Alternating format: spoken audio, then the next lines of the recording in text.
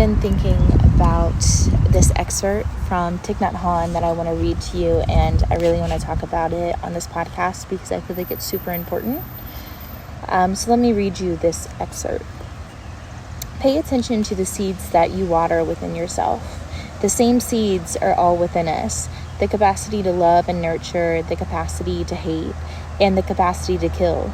The same seeds of violence are the same seeds that make you angry in traffic. The same seeds that make you lash out to have the last word. It all depends on how you tend and water your seeds. Every small hatred we nurture, every untruth we feed, every us versus them moment, we are watering the seeds. These microaggressions that we water feed hatred. And this had me really thinking about the concept of world peace. And people always say, like, I don't think we'll ever find it. It's so pessimistic. We've never had it before.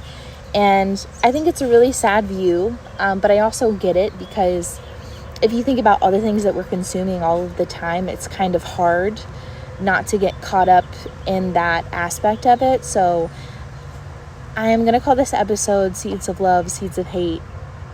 But I want you to think about what's happening inside of you that is contributing to the hate and the negative energy of the world.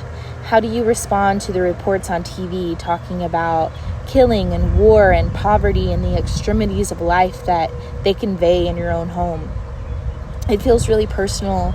It feels really heavy. And oftentimes it feels really hopeless. And it's hard not to feel the world's in a bad place or in a good place when media outlets and social media kind of produce only sad or bad stories. It's on every channel. It's on every news feed. And it's brought right to your For You page, even when you're trying to just have fun.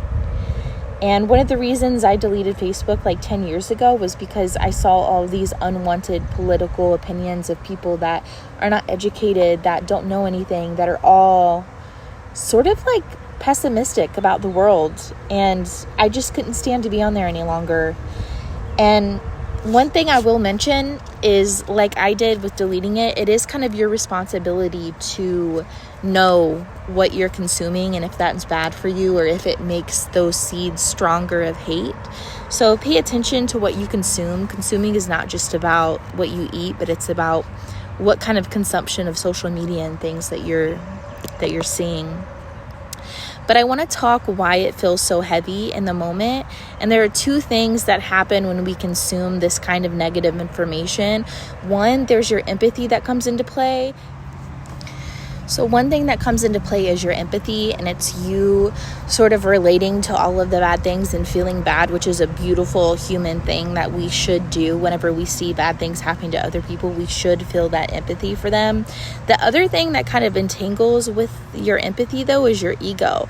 And your ego almost tells you that it is fitting itself into their situation. So it's trying to correlate you them putting it together, and it almost feels as though you have received the injustice or you're kind of a part of that, for the better or worse, of what they're receiving. And it's a little bit dangerous when you add your ego in there because you don't want to completely ignore what's going on, right? You definitely want to have that responsibility, but you have to rationalize what is and is not in your control. And what you want to do is you want to take what's in your control and you want to take steps to help yourself by contributing to the betterment of the world and by doing things that are in your own control. But you also can't spiral and say, like, there's nothing I can do, I feel helpless, and then that become how you feel about the world constantly. We all want to deep down experience peace, but peace doesn't make corporations money.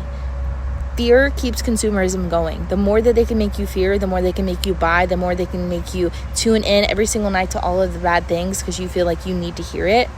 That is how they're profiting off of you and your peace.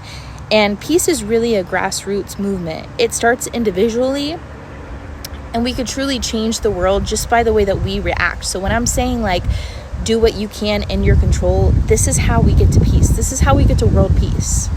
Peace is a grassroots movement. It starts individually. We cannot change the world until we change ourselves. Peaceful friends and peaceful families make peaceful communities. Those peaceful communities create a peaceful culture where we stop judging others, where we stop putting our own blame and our own projections onto our own cultures. When our cultures are happy, that expands throughout the world, and that creates world peace. But see how it starts with you? It doesn't start with, well, when everybody else changes, I'll get better. You have to start it within yourself. Every hatred that we nurture, every untruth that we feed, every us versus them moment, we're watering the seeds of hate within our own selves. We cultivate peace through our thoughts. Whatever we think is what we truly believe. Whatever we believe is how we're going to speak, how we're going to act, and who we are as that person. The potential in you is something you haven't been intimate yet. I love that quote. Like, thinking about how you can get in touch with your inner peace and create that will eventually create world peace.